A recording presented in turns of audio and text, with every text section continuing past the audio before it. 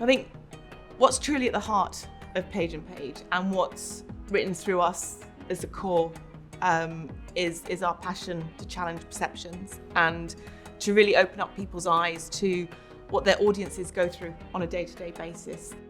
I think it's interesting because when you think about agility, lots of times you think about being able to be reactive, but actually I think our agility is being proactive in making sure that we're looking for the client's needs ahead of maybe even times when they've thought about what they might be next. And it just distilled down to that ideology of, being a pirate, being slightly on the fringe, taking on challenges differently, being encouraged to be a bit renegade.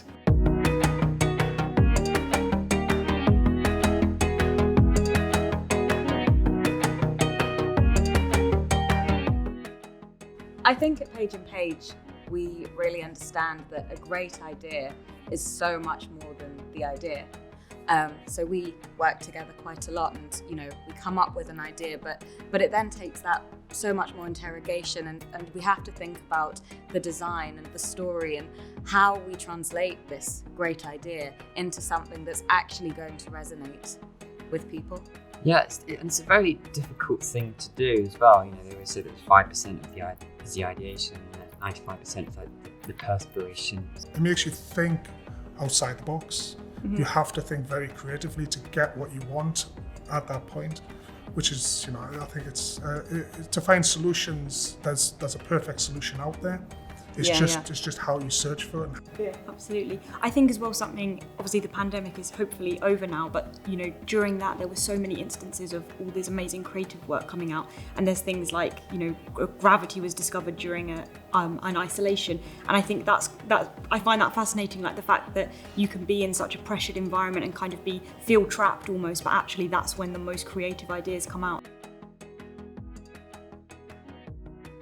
So why is really powerful communication, why are those creative concepts and really big ideas that have got legs, why are they so important? And I always think of it as being important because we're trying to address confirmation bias. As you said, we're trying to knock people off their daily autopilot. I'll show you what I mean. Brain. Thank you. So let's pretend this is the brain of a pulmonologist or a diabetologist or an oncologist or a tissue viability nurse, and we're receiving all this information through our senses, through the neurons and all the chemicals in our brain, which is distorting all the information we're receiving to suit our construct of the world, our current confirmation bias. By the time we submit it to our hippocampus, it's almost meaningless. We've totally distorted it to suit our view of the outside world, which means if you've been trained as a medical professional, you might not particularly have a growth mindset.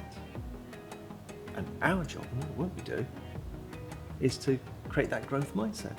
Absolutely, and that's really the importance of the creativity and, like we say, the storytelling and the design, because what we're essentially trying to do is, we always say that our clients don't own their brands.